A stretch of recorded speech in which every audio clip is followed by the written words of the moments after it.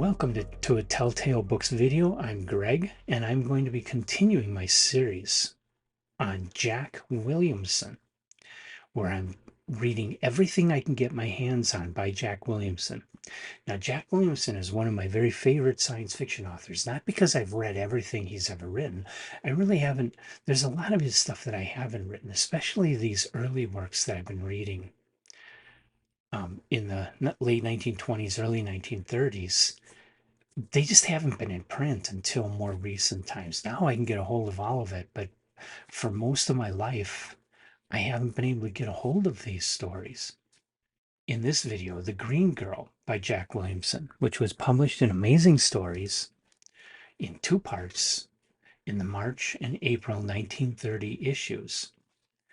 And I have it in this book, The Metal Man and others, that was published by Hafner Press a few years ago. It's not in print anymore. And you can get used copies. They tend to be kind of pricey, but it's an excellent book if you love Jack Williamson. And The Green Girl is in that book, the full novel. Green Girl is a novel. It's about 100 pages in that book. These days, people would call it a novella, but it's generally classified as a novel, and it has been published on its own as a book. In paperback, I know for sure. I don't know if anybody did a hardcover of it, but in the early 50s, there was a paperback. I believe Avon Books published it. My love of Williamson comes mostly from reading stories like The Humanoids, which is one of the great classics of science fiction and is an absolutely brilliant book. Reading that book blew my mind, and then I read it just before The Humanoid Touch came out in the early 1980s, and I bought that book and read it and was just blown away. Absolutely loved it. I also read the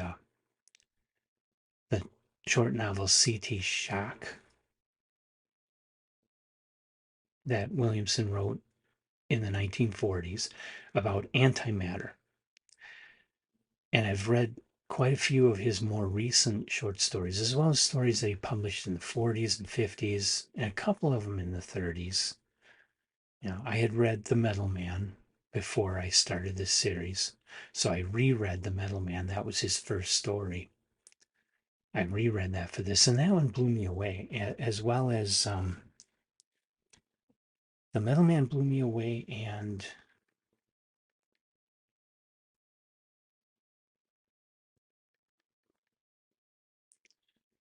The Alien Intelligence, which was a novella published in 1929. That one blew me away. The Girl from Mars didn't so much, but The Girl from Mars was written with Miles J. Breuer, and it was very different from The Metal Man and very different from The Alien Intelligence. It was a very, very different kind of story. And so I thought, well, okay, this one isn't so good, but maybe it's because of Miles J. Breuer. Maybe he's the one that dragged it back. But then the second shell was not so good either. And that one was done by Williamson himself. And now The Green Girl. What I'm noticing, everything except The Girl from Mars feels so much like Abraham Merritt. Merritt definitely was a heavy influence on the beginnings of the pulp science fiction era, and he did publish along with the other authors, even though he got his start uh, back during World War One. Merritt did join in with science fiction fandom. He contributed to the round robin novel Cosmos in the 1930s, which I've reviewed a long time ago. And, so he was involved in science fiction fandom. And so it's not impossible for people like Williamson to have met and talked to Merritt at this time. But at any rate, it's pretty clear Williamson read at least some of Merritt's work and was strongly influenced by it, because everything Williamson has been writing on his own has followed that same idea. The guy that goes off into this mountainous area that's unexplored, or an island that's unexplored, or here we're deep under the ocean where nobody has been, and finding these lost cities. that's where we're at with the green girl. The story starts out with Mel and his friend Sam. His friend Sam is an old guy. He's a brilliant inventor. And he's picked up on some signals coming through the ether that clue him in that something's going to happen. And when it does happen, Sam is ready with a device that can jam it. And because it's something that's kind of blotting out the sun, blocking out the sun. And so he jams it successfully and it goes away. But he's monitoring the ether, and Sam says it's going to come back. And sure enough, it does. But when it comes back, a ship comes with it, comes out of these clouds, and uses a disintegrator ray to completely destroy Sam's house. Fortunately, Sam and Mel had previously built what they call an omnimobile. It's a vehicle that can pretty much go anywhere. It can fly, it can go underwater, it can run around the ground, it can go anywhere and do anything. And they're in a test drive of this at the time the house is destroyed. And Sam had the foresight to put all of his most important inventions inside this big omnimobile. And Sam had also traced where their signals were coming from.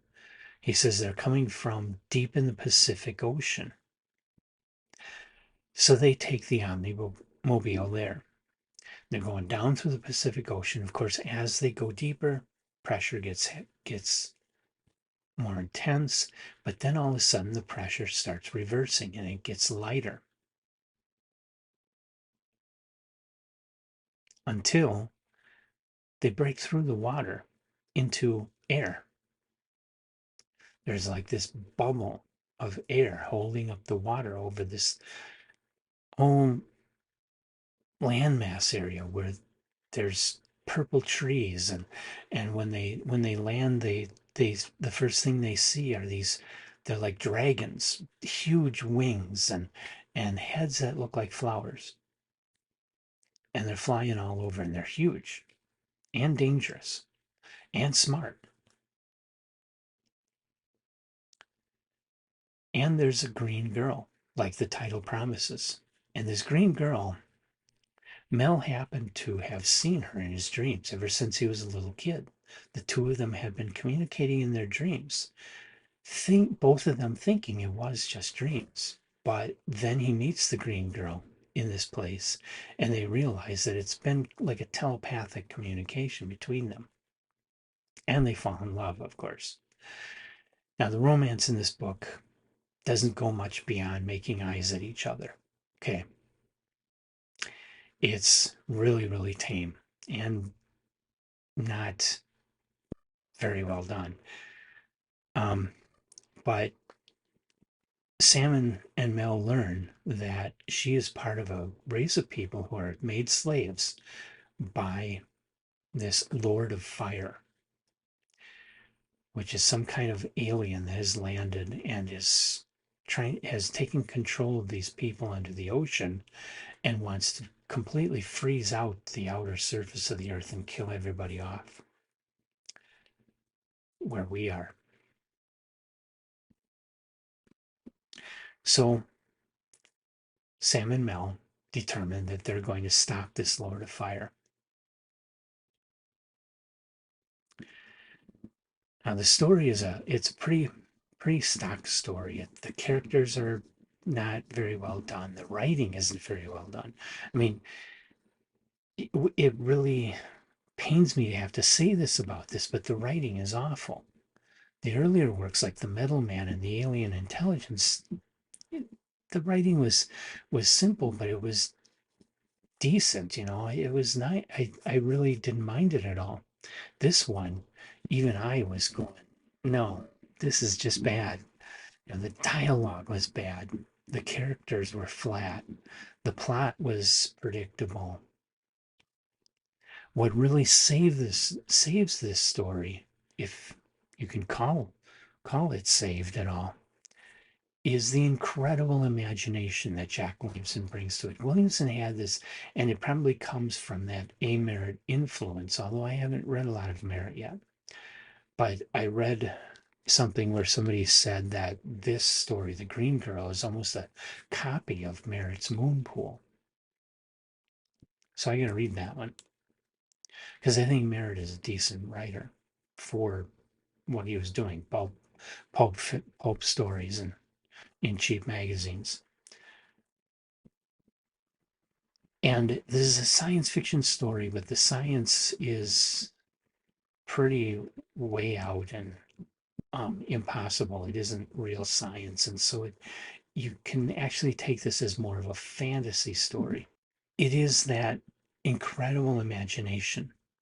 I mean, the description when the clouds are being generated and are covering the sun, all the colors, all the swirling, the whole description of that whole sequence is just so beautiful. It's very painterly, it's very colorful, it's very imaginative. The creatures, the dragons that are flying around with their wings and tentacles and heads that look like flowers, and oh man, the imagination in this story is really incredible. The descriptions in this story are really cool.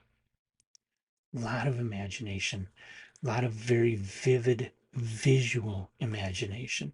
And that is a hallmark of Jack Williamson's style, which, like I say, I think he's drawing upon Merritt for that, but he did maintain that in all of his better fiction throughout his career. He didn't have the gosh wow amazing 1930s kind of science fiction later, but he maintained that sense of wonder and that very visual imagination in all of his later stories. And that's what I love about Williamson. But that's all I love about this story. As much as it pains me to say that one of my favorite writers wrote a story that really shouldn't have been written, or should have been written, but he should have rewrote it later in his career and made it good, made it where it wasn't so laughable.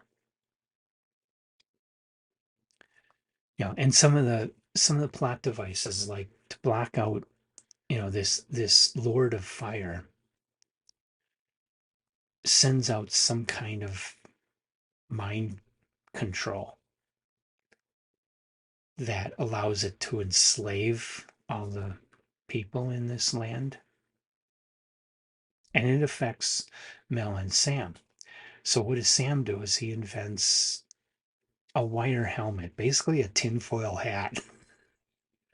I was splitting my sides for 5 minutes at that one. Oh, um, yeah. So I mean, you really aren't supposed to be laughing at this story, but it's that bad that it's funny. Tinfoil hats. Oh my God, I couldn't believe that. So definitely not recommended. Definitely not a top tail, but I still do love the vivid imagination that Williamson brings to this story and all of his other stories. And so I'm going to keep going. The next story will be The Cosmic Express, which was published in June of 1930, so only a couple months later. And I'm worried that it's going to be about the same, but let's hope it's a little better. Let's hope it's more along par with the alien intelligence. And maybe it won't make a top tail, but I can at least say, hey, this one was fun to read. The Green Girl was fun to read. I actually, I kept going on it. I didn't DNF this one because I was having fun, but I was having fun with the rich imagination. I was having fun laughing at the plot devices.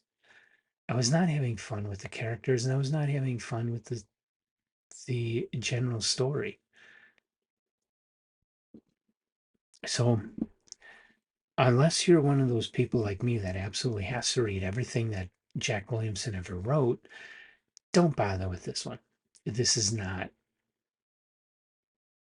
what Williamson can really do as a writer.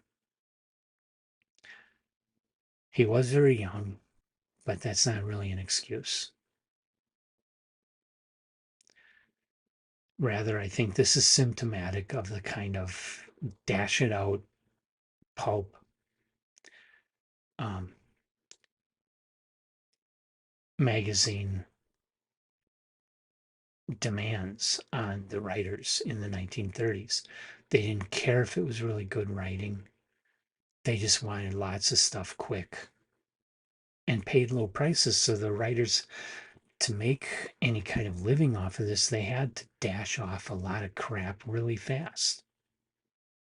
That's a situation that persisted into the 1950s, forcing Harlan Ellison and Robert Silverbright to be very embarrassed about a lot of what they wrote back then, because they wrote it for the money, because they had to put food on the table and they had no other way to do it. I don't know that Williamson was in that situation, but yeah, it looks like he was writing, a full third of his fiction was produced between 1928 and 1940. He continued to write until 2006. That shows you how fast he was writing in the 1930s.